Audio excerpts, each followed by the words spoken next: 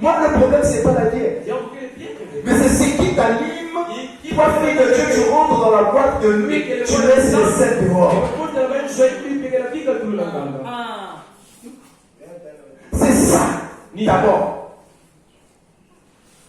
L'esprit qui t'anime. Toi qui es fille de Dieu, tu es marié, mais tu as un deuxième accablé dehors. Est-ce que tu comprends? Tu es marié, mais tu as un togo dehors. C'est ça, d'abord.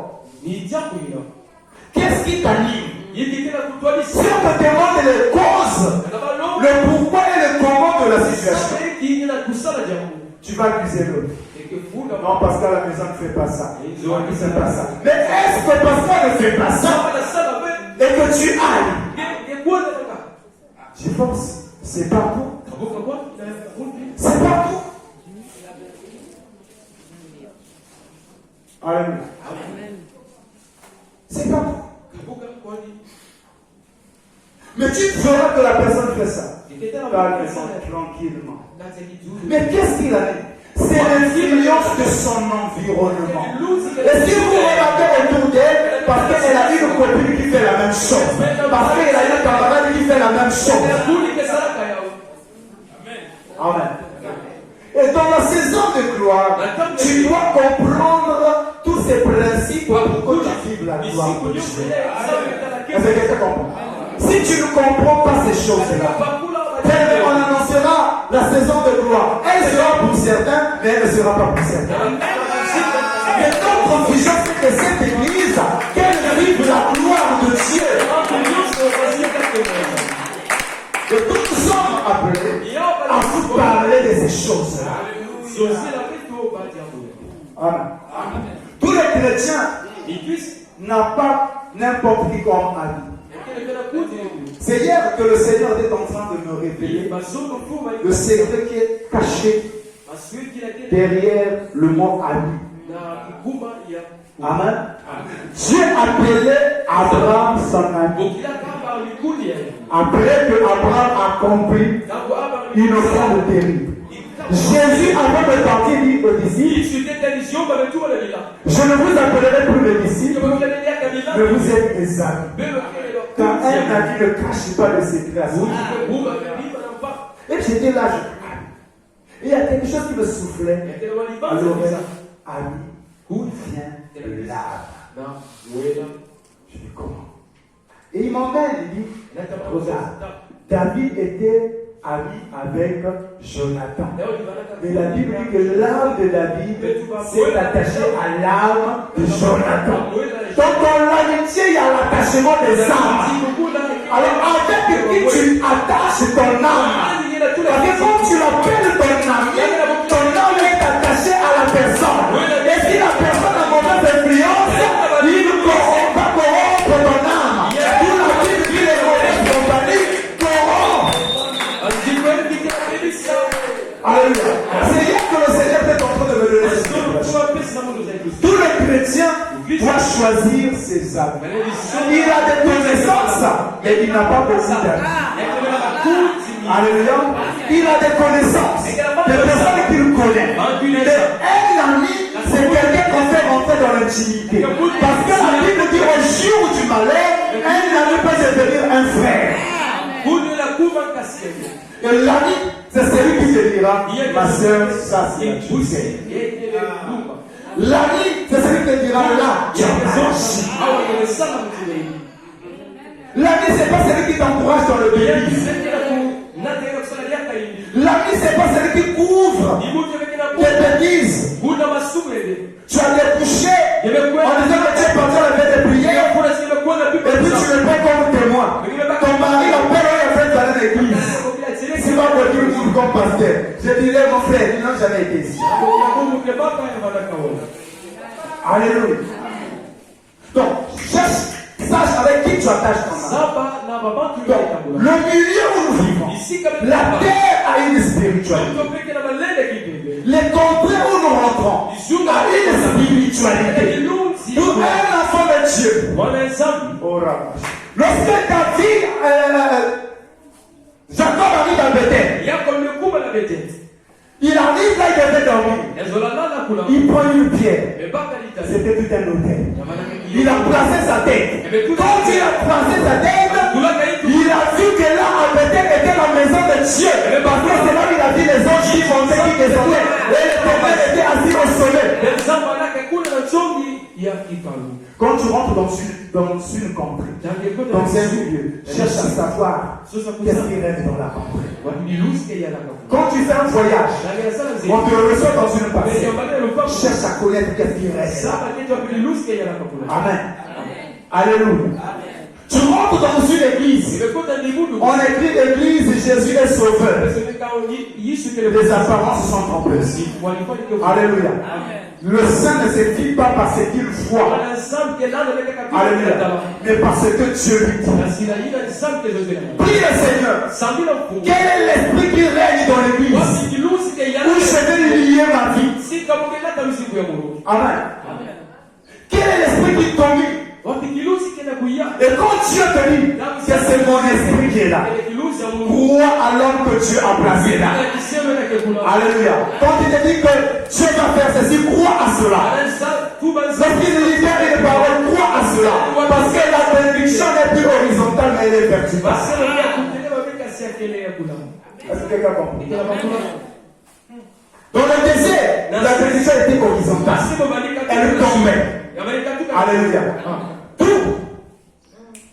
La Bible dit ceci. Il a raison, ça. Cherchez-moi ce passage. La Bible dit que la première année, vous avez mangé ce qui tombe du ciel. Alléluia. La seconde année, ce qui croisse. Tellement. Et la troisième année, vous sémérez et vous moissonnerez. Vous allez manger ce que vous allez sémer et ce que vous allez moissonner. Or, la première année, c'était ça le désert. Le peuple mangeait ce qui tombait du ciel là-bas. Amen. Et la seconde année, c'était ça. La présence de Jésus en Israël. Alléluia. Jésus, la Bible dit, il s'est levé comme une simple plante. Personne ne l'a planté. Alléluia. Et Israël a mangé. Mais la troisième année, nous mangeons ce qui a été sémé. Alléluia. C'est là où Dieu a sémé son fils unique, afin que son fils unique gêne et que nous mangeons. Alléluia. Et dans cette dimension, Dieu aussi a sémé des serviteurs, des ouvriers. Lorsque tu ne crois pas, tu ne recevras pas. Parce que la bénédiction partira de la personne vers toi. Mais je ne suis pas encore là. Nous arriverons lorsque nous allons parler de la sémaille et de la moisson. Vous remarquerez qu'elle est verticale. Elle est plus horizontale. Nous sommes encore sur la spiritualité de la terre. Afin que tu ne sois plus influencé par les milieux que tu fréquentes. Tu peux arriver dans une maison qui est polluée. Mais lorsque tu arrives là-bas, tu assaisonnes la maison. Alléluia. Parce que tu n'es pas n'importe qui. Jésus dit ceci, vous êtes le sel de la terre. Alléluia. Bien aimé, pour dominer sur la terre et vivre une saison glorieuse, il faut être le sel. Matthieu 5:13. Matthieu 5:13.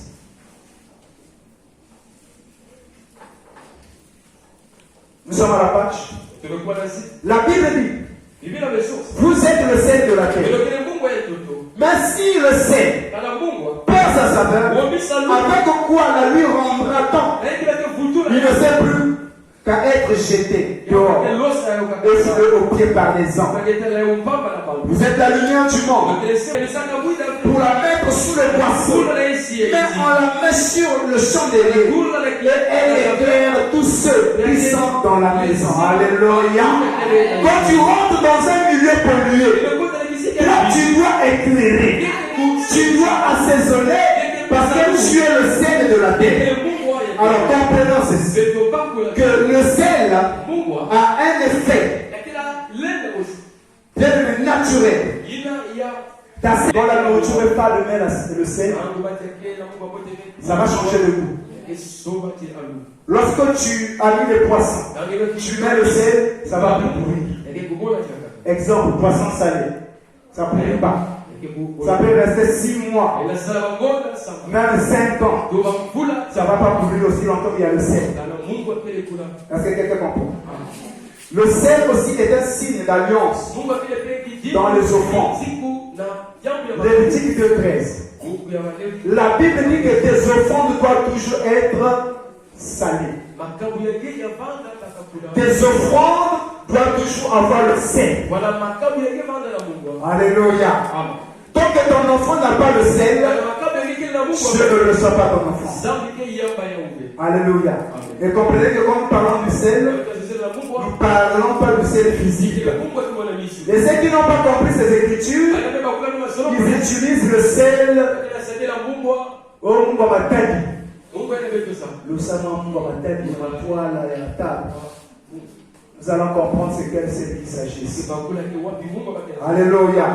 La Bible est énigmatique et prophétique. Le temps est parti, nous allons chuter rapidement. Alléluia. Et nous pouvons donc pas vivre la saison de gloire. Bien, mais si nous ne comprenons pas ces choses. Mais nous la vivons lorsque notre environnement, qui a été pollué par le diable, par les réalités que nous avions, sera assaisonné de sel. Prenons le roi 21.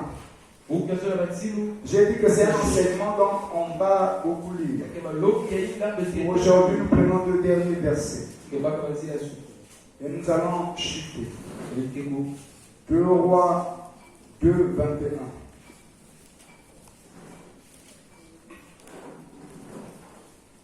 Il alla vers la... Non, prenons à partir du verset 19. Les gens de la ville dirent à Élisée, voici, le séjour de la ville est bon, comme le voit mon Seigneur, mais les eaux sont mauvaises, et le pays est stérile. Amen. Alléluia. Un pays qui est stérile, c'est un pays qui ne produit rien. Le pays ici symbolise la vie d'une personne. Le pays peut symboliser la famille d'une personne. Les gens de la ville de Jéricho dirent à Élisée que le séjour dans la ville est bon, mais les eaux sont mauvaises et le pays est stérile. Qu'est-ce qui rendait le pays stérile? Parce que les eaux n'étaient pas bonnes. Et malgré tout ce qu'ils pouvaient faire, ça ne pouvait pas produire. Parce que leur terre avait un problème. Nous parlons toujours de la spiritualité de la terre. Alléluia. La terre était stérile. Ils sont venus voir Élisée le prophète. Parce que leurs conditions n'étaient pas fiables. Parfois, bien aimé, dans ta famille, la famille est stérile. La famille n'avance pas. J'aimerais dire à quelqu'un, Dieu ne veut pas d'une famille maudite. Dieu veut que ta famille s'épanouisse. Dieu ne veut pas que ta vie connaisse tous les malheurs qu'il est en train de connaître. Non. Ce n'est pas la volonté de Dieu. Alléluia. Amen. Il y a des choses que Dieu permet pour t'enseigner. Et dès lors que tu comprends que là, j'avais mal fait et que tu répares, je pardonne. Aussitôt à l'instant, il veut que tu prospères à tous égards, que tu sois en bonne santé, comme prospère l'état de ton âme. C'est la parole de Dieu. Il arrive que dans ce monde, nous vivons les situations où tu te poses la question, est-ce qu'un homme peut vivre de telles choses? Pourquoi Dieu a perdu? Et souvent la faute n'est pas de Dieu. Dieu n'a jamais eu tort. C'est nous qui avons toujours tort. Lorsque nous voyons les choses à la lumière de la parole. Amen. Dans la vie, avait un problème. Mais la faute était à qui?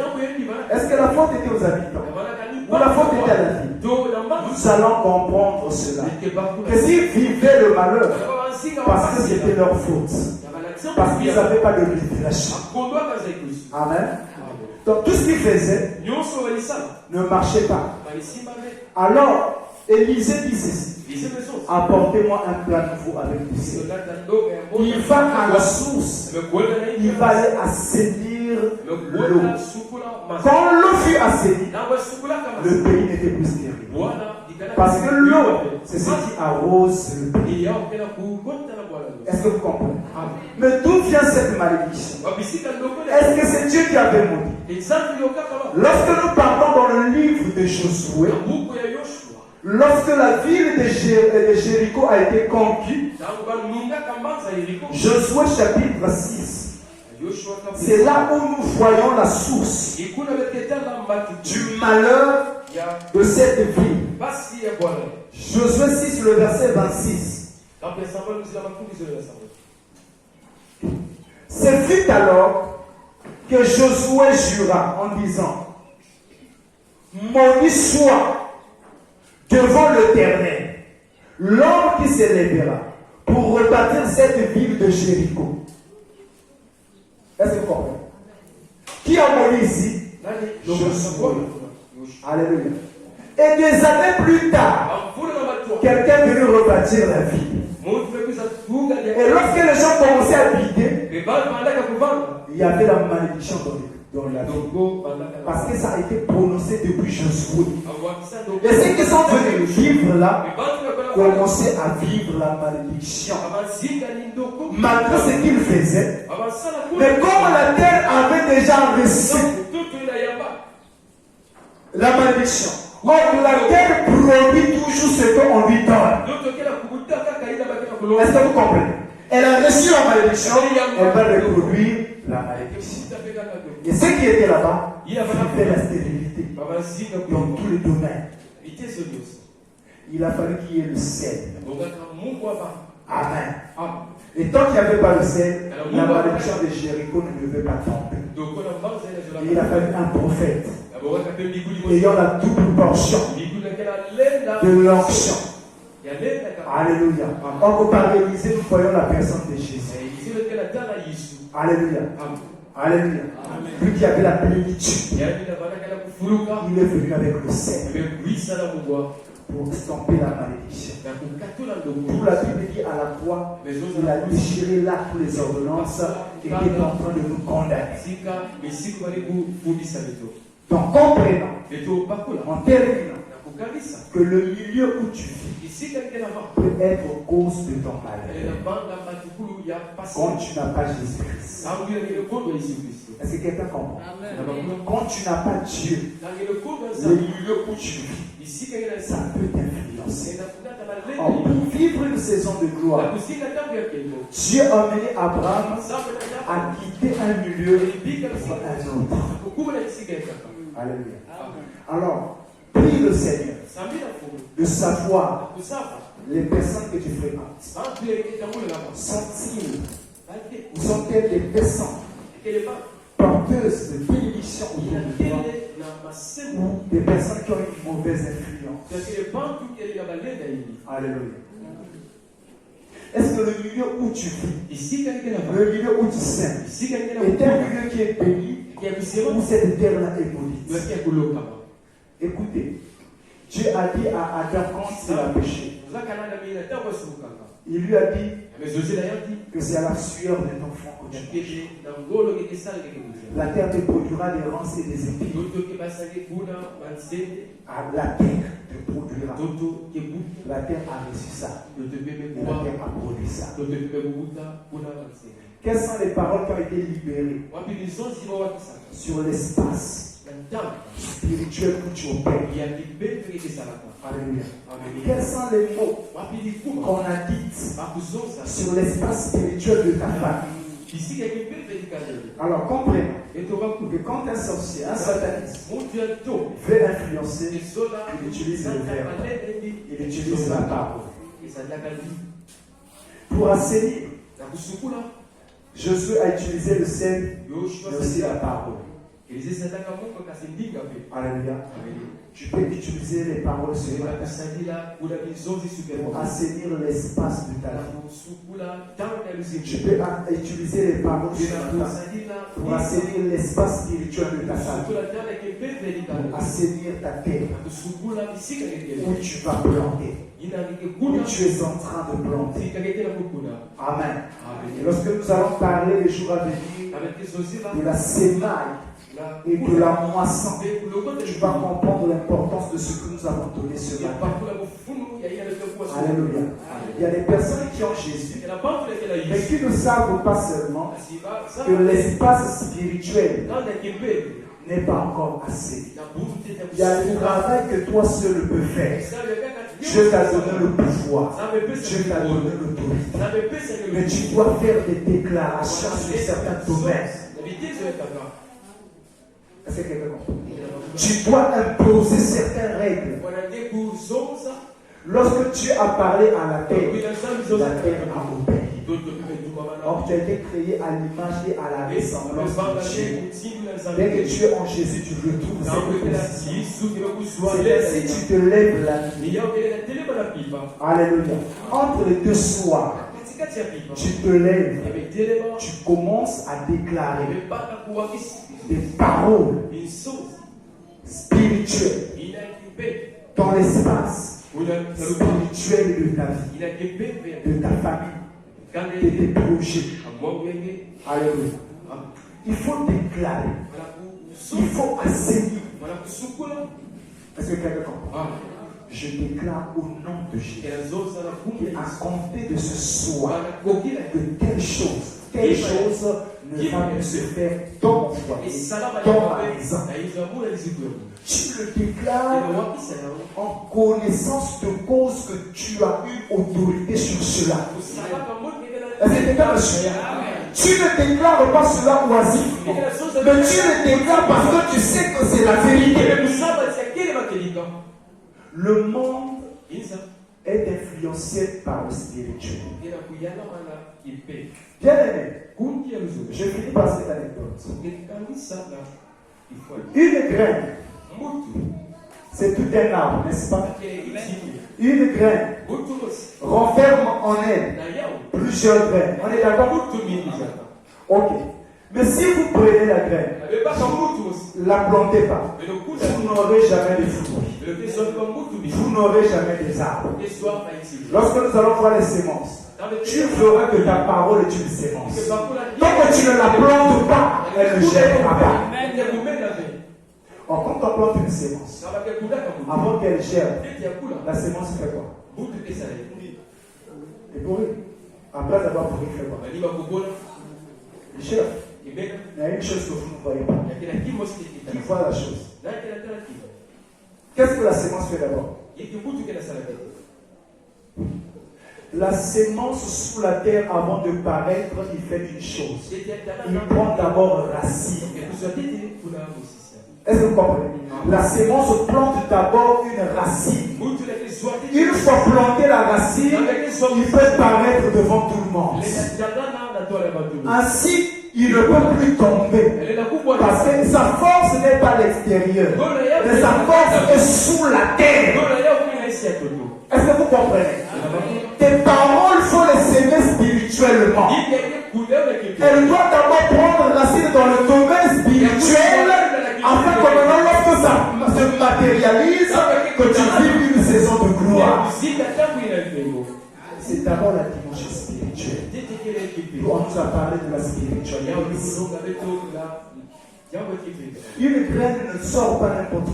C'est d'abord sur la terre. Parce que s'il n'a pas racine, même s'il a germé, il va sécher.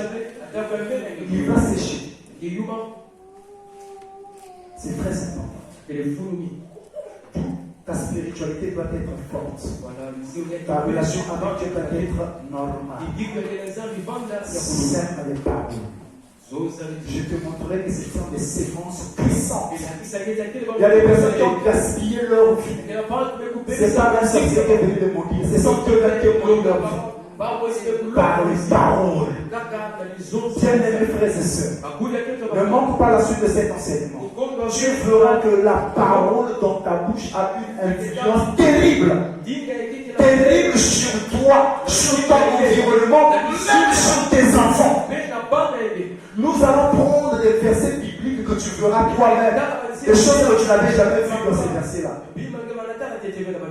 La parole seulement.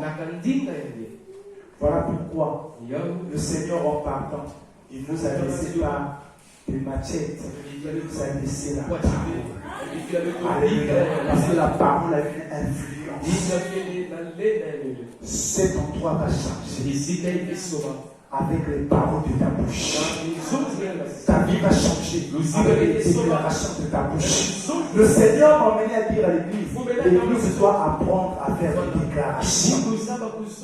Amen. Le combat de Goliath et David, c'était un combat d'imprécation. Le combat s'est d'abord passé dans la dimension spirituelle.